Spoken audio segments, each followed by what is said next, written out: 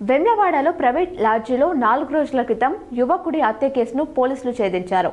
మహిళలతో సహా ముగ్గురిని అరెస్ట్ చేసి కటకటాల వెనక్కి పంపించారు. వెమ్లవాడలో ఏర్పాటు చేసిన విలేకరుల సమావేశంలో డీఎస్పీ శ్రీనివాస్ సమక్షంలో అరెస్ట్ అయిన ముగ్గురిని చూపించి వివరాలు వెల్లడించారు.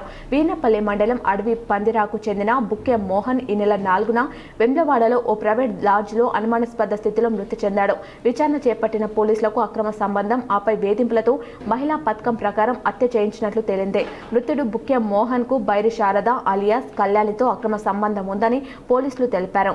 ఫోర్స్ కేసుతో పాటు డ్రగ్స్ కేసులో అరెస్ట్ అయి 2 సార్లు జైలుకు వెళ్లి వచ్చిన మోహన్ తరచూ డబ్బుల కోసం శారదను వేధించడంతో భరించలేని శారద తన భర్త శేఖర్, బావ రవికి విషయం చెప్పి ఎలాగైనా హత్య చేయాలని పథకం పన్నారని డీఎస్పీ తెలిపారు. ఈ నెల 4న వెమ్లవాడలో సిద్ధార్థ లాడ్జికి పిలిపించి గొంతు పిసికి నైలాన్ దారంతో ఊపిరి ఆడకుండా చేసి హత్య చేసి పరారయ్యారని డీఎస్పీ తెలిపారు.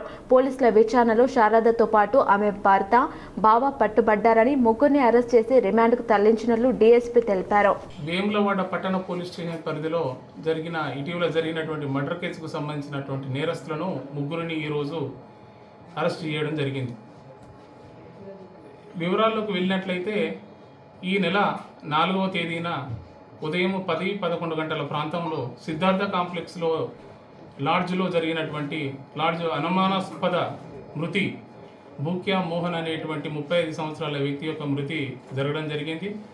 ఆ మృతికి సంబంధించినటువంటి సస్పీషియస్ డెత్ ఉంది కాబట్టి గౌరవనీయులు సిరిసిల్ల జిల్లా ఎస్పీ గారి ఆధ్వర్యంలో ఆ సార్ యొక్క పర్యవేక్షణలో 2 టీంలను మేము ఫామ్ చేసి